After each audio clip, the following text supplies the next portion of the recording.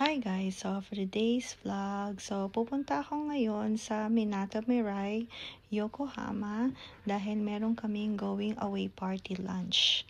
Ayan, sa work. Dahil isa sa mga kasama ko ay babalik na sila ng Amerika. So ayan.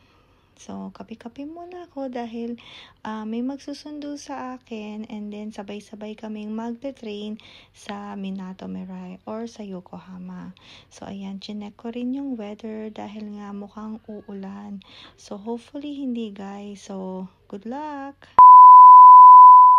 So, ayan, nandito na kami sa Minato Mirai. And then, dumiretso na kami sa Garlic Joe. Yan yung napili nila going away lunch. So, ito yung in-order kong steak, guys. So, ayan, napakasarap nito. Bali, parang third time ko na sa Garlic Joe. So, after naming mag-lunch, pumunta rin kami sa Cosworth World. Tumambay lang saglit and then, ayan, uwian na kami, guys. Dahil pagod na rin. At pag uwi ko guys, nakaluto na si G-Style. Tara, kain na tayo guys. The next day.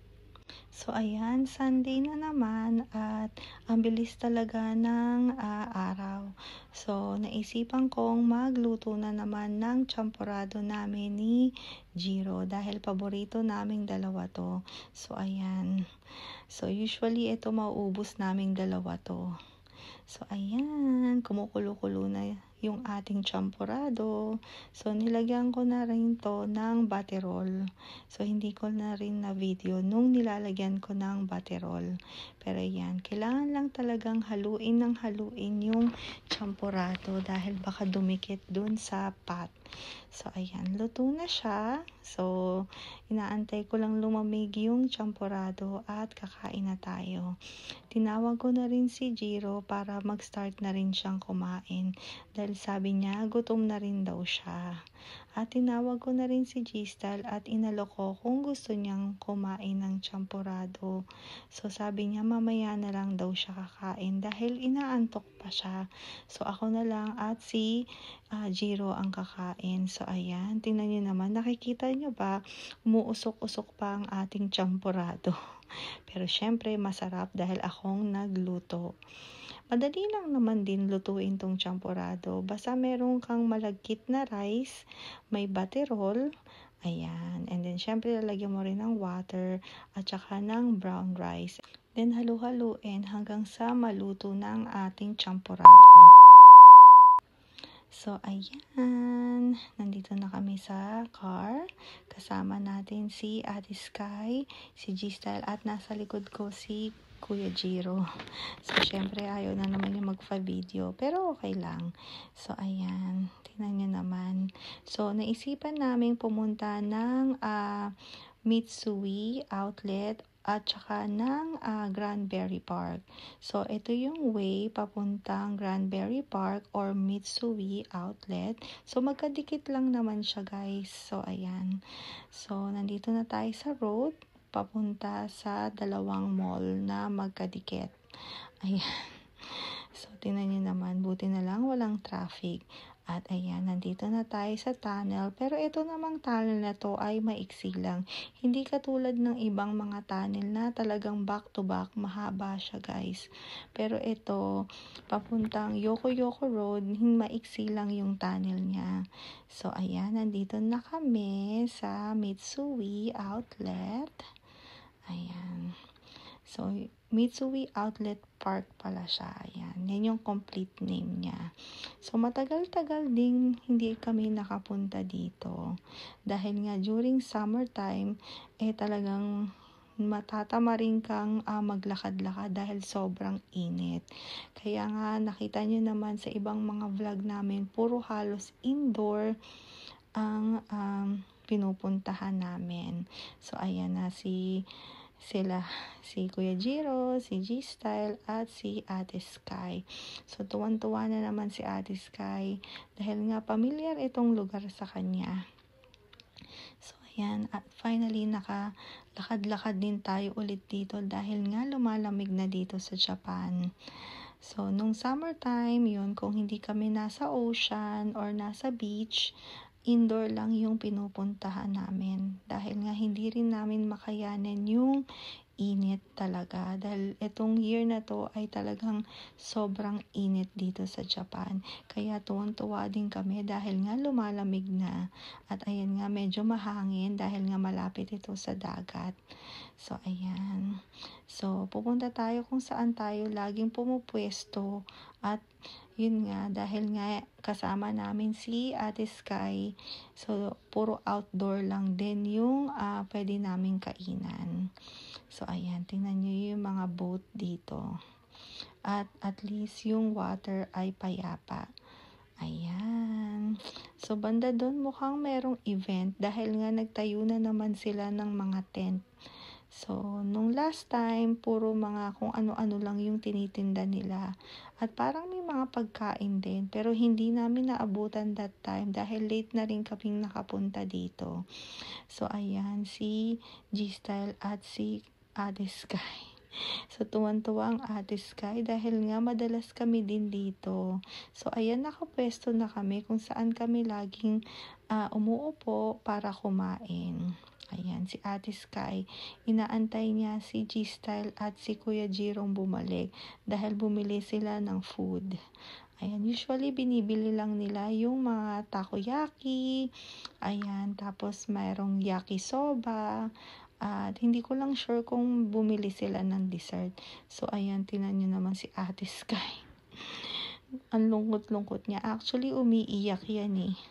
Dahil nga, pag isa sa amin hindi niya nakikita, ayan, hinahanap-hanap niya kami.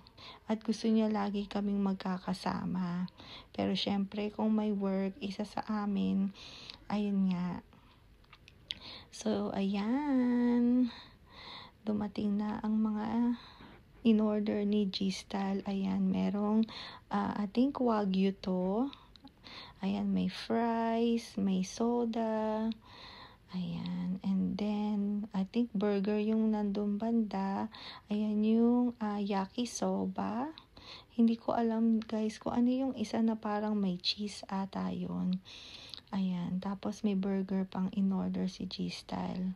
So, for sure, hindi rin naman namin mauubos lahat ito. Kaya gagawin namin, ayan, yung burger. Ayan. O, diba ang laki? At saka mukhang mataba yung burger patties niya. So, ayan, kain na tayo, guys. So, ayan, tingnan nyo naman.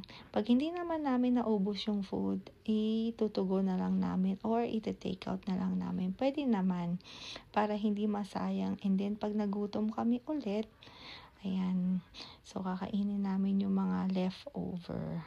So, ayan, syempre, nagpicture-picture na si G-Style. Ayan, yung takoyaki. Napakasarap ng takoyaki talaga, guys. Gusto ko ring matutong magawa ng takoyaki. So, ayan, tapos na kaming kumain. At tingnan nyo naman, napakaganda dito. Hindi talaga ako nagsasawang i-video tong mga boat na tong mga nakatambay. Ayan, kita nyo may mga tent. So, hindi ko alam kung tapos na sila or nagsiset up pa lang sila. So, ayan, tingnan nyo, napakaganda. Napaka-relaxing ng view. Ayan, mukhang nagsiset up siguro sila. Hindi na rin kami nakabalik after. So, ayan. So, maglalakad-lakad kami. Usually, ito naman yung laging route namin. Umiikot kami. Pero yan guys, nakakain na rin ako dyan banda. Yung marina something nila. Ayan. Or marinara. Nakalimutan ko yung name. Pero ano siya eh. Para siyang Spanish food. Or yan. So, nung one time nakakain kami ng mga paella. Pero yun nga, iba pa rin talaga kung nasa Spain ka talaga. Dahil talagang authentic yung mga paella nila. Masarap din naman guys. Pero ayan. So, dumaan kami dito sa Nike. So, ayan, tingnan na namin kung may mga magugustuhan kaming shoes. Tinatanong nga ni G-Style kung gusto kong bumili. Sabi ko, next time na lang kasi yung mga ibang shoes na binili namin nung December ay hindi ko pa halos din nagagamit. So, ayan. Pero may maraming magaganda ngayong design dito sa Nike. Lalo na yung mga Jordan nila. So, ayan. Pero next time, makakabili din tayo ulit. Pag nagamit ko na yung mga nabili ko dating mga shoes. Ayan. Pero talagang si G-Style at si Kuya Jiro, mahilig talaga sila sa shoes. So, ayan. Nakabili na si G-Style. Nakapili na. So, ayan. So, ayun. And then later, ayan, baka umuwi na rin kami. So, ayan. So, binaba na niya si Sky. Kasi pwede naman palang ipasok si Sky sa loob ng store. Pero kailangan bitbitin. Hindi pwedeng palakarin si Sky sa floor. So, ayan. So, sabi ni G-Style ay dadaan muna daw kami sa Tommy Hilfiger. Ayan, pagpasok namin sa loob, nakita namin tong speedboat na napakaganda. So, sabi ni G-Style, sana makabili siya one day ng speedboat. Pero tingnan nyo naman, napakaganda niya guys. At ayan, nandito na kami sa loob ng Tommy Hilfiger. At ayan, nagsusukat na si G-Style ng work pants niya. So, nagustuhan niya ito. Yan nga, tinitignan niya mabuti. Dahil nga, nung sinukat niya pala ay merong damage yung pants. Kaya hindi rin niya nabili. Pero ayan, tinan nyo, naglabas na sila ng mga pang fall outfit nila. So, ayan. So, pumunta na si G-Style doon sa fitting room. Pero yun nga, paglabas niya, sinabi niya sa akin na meron damage pala yung pants. Ayan, kaya hindi niya binili. So, parang may binili lang siyang t-shirt na gagamitin niya sa work. So, ayan pa yung mga ibang meron sila. So, ayan. Pero wala masyadong sale nung nagpunta kami. Mas maganda kung may sale silang madami. Antayin lang namin na siguro after Thanksgiving, yung Black Friday nila. Kasi talagang minsan, talagang halos 50% off or more. So, ayan. Pauwi na kami, guys. So, ayan. Medyo madilim na. Gabi na. So, uwi na kami. Bali, malapit lang din naman itong Granbury Park or Mitsui Outlet Park sa bahay. Lalo na kung nag-Yoko-Yoko Road ka or nag-toll gate or toll road. Siguro mga 30 minutes lang nandun na kami or bago mag 1 hour. Siguro mga ganun lang yung biyahe namin. So, ayan, tingnan nyo. Dire-diretso lang talaga. Alright, guys. Thank you guys for watching. See you guys next time.